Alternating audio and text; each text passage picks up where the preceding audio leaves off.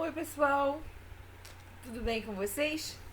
Vamos mais uma vez falar do nosso querido, adorado Francisco?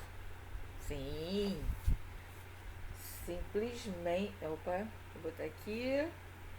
Simplesmente Francisco. Esse livro tão gostoso de ler, sabe? Que faz a gente conhecer Francisco de uma outra maneira, né? Graças ao nosso querido José Carlos de Luca. Vamos para mais um capítulo desse livro e dessa nossa conversa, né? Nós e Francisco. O capítulo de hoje é a comunidade franciscana. E depois que o Senhor me deu irmãos, ninguém me mostrou o que deveria fazer, mas o Altíssimo mesmo me revelou que eu deveria viver segundo a forma do Santo Evangelho.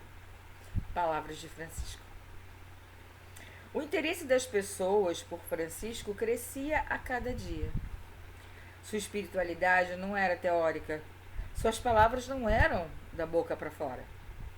Sua alma estava incendiada pelo Evangelho e suas atitudes demonstravam isso. Isso é importantíssimo. Só ler, só falar da boca para fora não adianta, gente.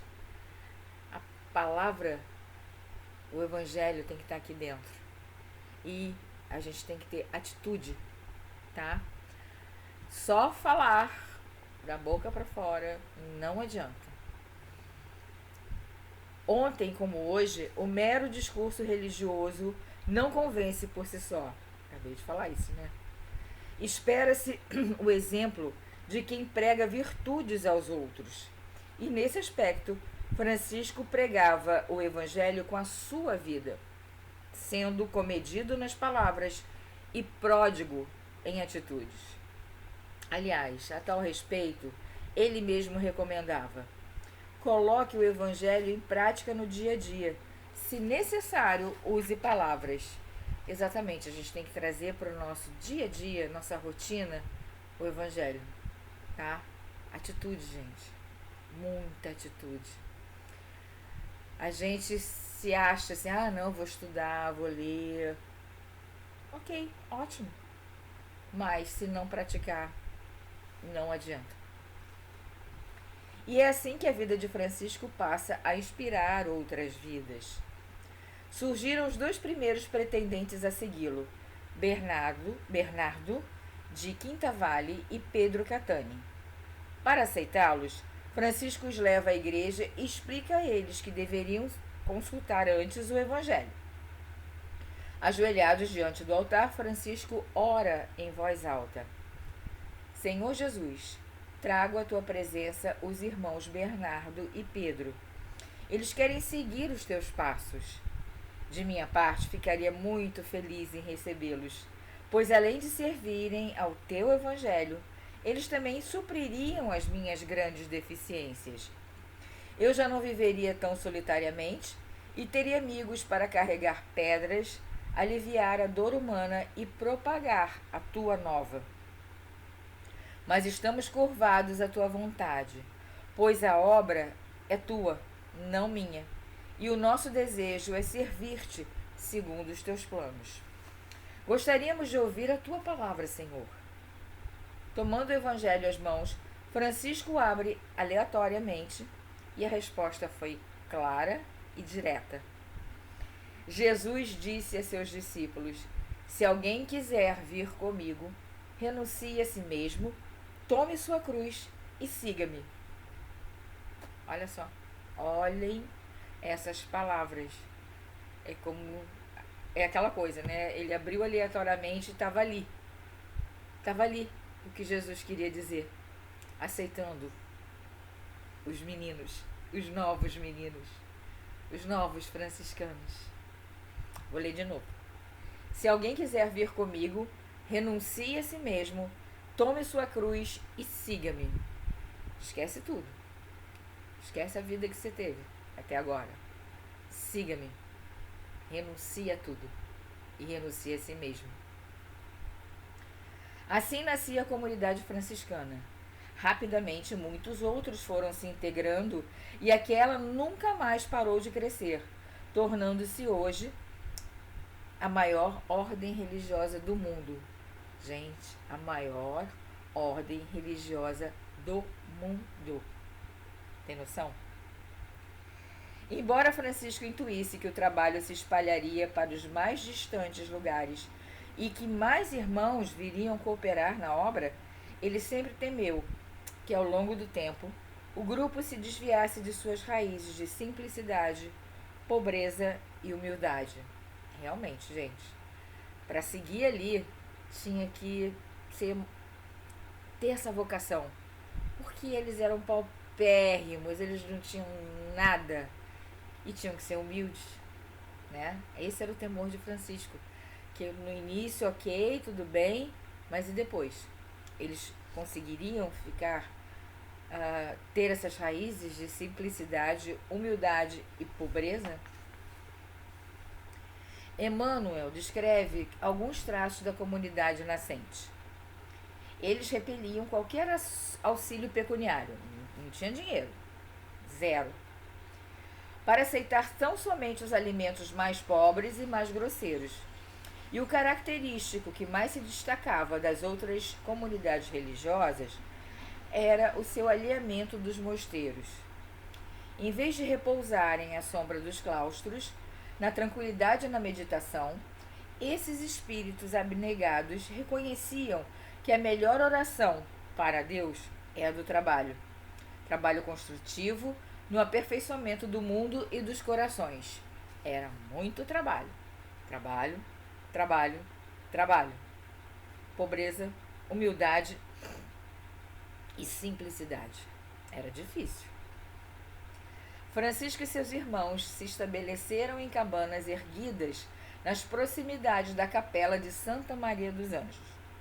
Sob as diretrizes do Poverello, os irmãos deveriam viver como uma família, tratando uns aos outros como irmãos. Que ninguém fosse dormir zangado com o irmão, que conversassem e se perdoassem mutuamente, que vivessem alegres, porque não fazia sentido serem pregadores do reino de Deus com um semblante triste, não é? Que não recebessem dinheiro, apenas alimentos que seriam compartilhados entre si e com os pobres, que não se preocupassem com o dia de amanhã. Achei tão bonitinho quando ele diz que não podia dormir zangado com o irmão, eles tinham que conversar e se entender. A família. Eles tinham que ser família, irmãos mesmo, né? Uns dos outros, se ajudar, se acolher, levantar quando o outro estivesse ruinzinho. Família. Eles eram irmãos. Guilherme Samora explica que os frades se dividiam nas tarefas segundo as suas aptidões. Aquele que cozinhasse melhor ficava na cozinha. Os que possuíssem aptidão para os trabalhos manuais se responsabilizavam pela construção dos mosteiros e pela reforma das igrejas.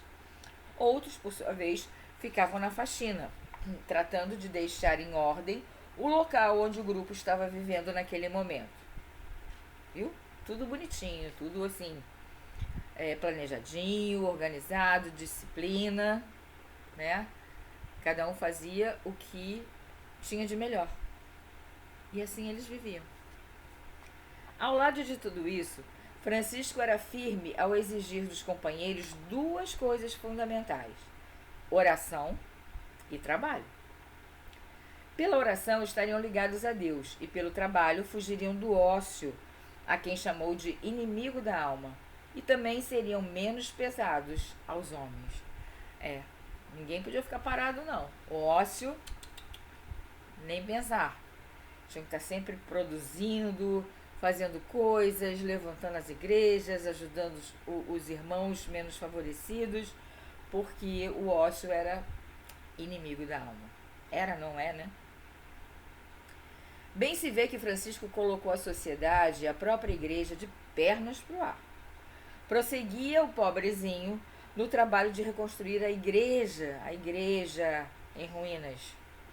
A gente já falou sobre isso, né? A igreja somos nós. Um trabalho, porém, que embora tenha avançado muito nas mãos dele, obviamente não terminou. Mais de 8 séculos depois de Francisco, ainda temos uma sociedade que não trata todos como irmãos. Não mesmo. Há muita gente morrendo de fome, morrendo por doenças perfeitamente tratáveis, morrendo pela indiferença social, morrendo por guerras, pelo preconceito, pela destruição do planeta, enfim, morrendo por falta de amor e de solidariedade. Gente, é o que está acontecendo hoje, né? Essa guerra entre israelenses e palestinos, isso nunca vai acabar. Francisco, querido, nosso tão querido Francisco, você tinha que estar aqui para levar a sua palavra para esses dois países que estão em guerra há tanto tempo.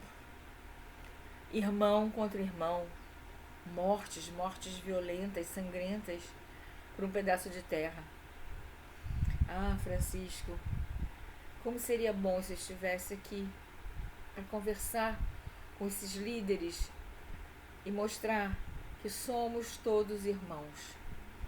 Não podemos deixar o nosso irmão morrer por indiferença social, morrer por doença que pode ser tratada, pela pobreza, pela fome. Não, isso não está certo. Somos todos irmãos, filhos do mesmo Pai. Seria tão bom ouvir de você isso, Francisco. Então não tem o Francisco, ele não está mais conosco, ele pode nos orientar. Então vamos ouvir a palavra dele, fazer o que for possível para ajudar o nosso irmão.